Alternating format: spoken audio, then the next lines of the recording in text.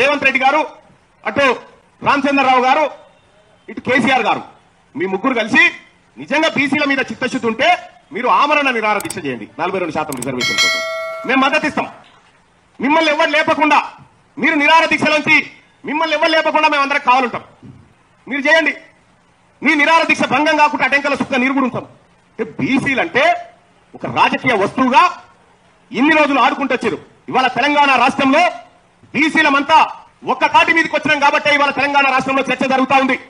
ఎప్పుడైతే బీసీలో జరిగినటువంటి అన్యాయాన్ని మేము ఇక్కడ ఒకసారి డాటా ఇక్కడదే ఒకటొకటి ఇగో ఎందుకు బీసీల కొంపలు ఎట్లా మునిగినాయో ఇక చూడండి. హెచ్ఎండిఏలో ఈ అగ్రవర్ణాలు పెట్టిన కబ్జాలు 2,08,745 కోట్ల రూపాయల విలువైన భూములు కబ్జా పెట్టినాయి అగ్రవర్ణాలు. ఇగో సర్వే నెంబర్లతో సహా డాటా ఇస్తాం తీసుకోండి. హైదరాబాద్ లో ఉన్నటువంటి కార్పొరేట్ ఆసుపత్రులు మొత్తం అగ్రవర్ణాలే ఉన్నాయి. ఇగో ఆ డాటా ఇస్తాం తీసుకోండి. ఇక్కడే మొత్తం విద్యా వ్యాపారాన్ని మనిషి మా బీసీల నోట్లో మట్టి కొడుతున్నటువంటి ఇగో విద్యా వ్యాపారం మొత్తం అప్పర్ క్యాస్ట్ చేతిలోనే ఉంది. ఇగో ఈ డాటా కూడా మీడియా ముందు పెడతా ఉన్నాం. ఇంత కష్టపడి మీకోసం తల బగల కొట్టుకొని మీకు ఏదో ఒకటి చేయాలా మా నాయకుడు చెప్పిండు, దీన్ని ఎట్లో గట్లా ఒక పట్టాలు ఎక్కించాలని నేను ప్రయత్నం చేస్తే మళ్ళీ నన్నే రాళ్ళతో కొడుతుంది. చేయనోడే మంచిగా బాధాప్తే ఫామ్ హౌస్ లో పండుకున్న వాడే మంచోడాడు. తండ్రి చేయడు, కొడుకు చేయడు, అల్లుడు చేయడు, లెక్కలకే రావంటారు, మీరు లెక్కనే లేరంటారు. వాళ్ళేమో మంచోళ్ళు అయిపోయారు. వాళ్ళ సంఘాల మీటింగులు వాళ్ళు పెడితే వాళ్ళ దగ్గర పోయి మనోళ్ళు కూర్చుంటారు.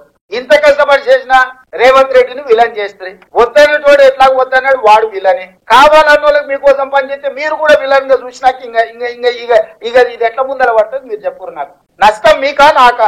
మరి ఇక మీరు దీన్ని కాపాడుకోకపోతే, మీరు వచ్చి అండగా నిలబడకపోతే, మీరు వచ్చి నా పక్కన నుంచొని మా ముఖ్యమంత్రి మా రేవంత్ రెడ్డి చేసింది 100% కరెక్ట్ గా ఎవర్రా చెప్పినోడు రా లెక్క చేద్దాం రా, ఏ ఊర్లో ఏ వార్డులో ఏ సందులో తప్పుందో లెక్క చెప్పు, మేము వచ్చి నిలబడతామని మీరు కట్టబట్టుకొని నిలబట్టి సమస్యకు పరిష్కారం దొరుకుతుంది. మీరు చూసి చూడనట్టు మాకెందుకులే అన్నట్టు ఉన్నారంటే ఇది పట్టాలు ఎక్కదు.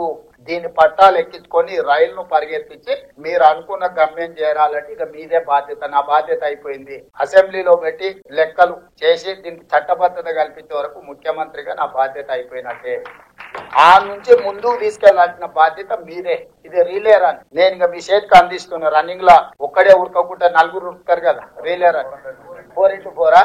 ఇక నేను మీకు అందరూ చెప్తా. రేపు అసెంబ్లీలో చట్టం చేసి మీకు అప్పచెప్తే మీరు తీసుకొని దీన్ని ఎట్లా ముందుకు ఉరుకుతారో మీ ఇష్టం. ఈడున్న వాళ్ళందరూ స్టేక్ హోల్డర్స్. ఇవాళ అందుకే నేను మా అధ్యక్షుడిని మా పొన్నంను అడిగినాయా అందరిని వీళ్ళు నేను ఒకసారి మాట్లాడదలుచుకున్నా.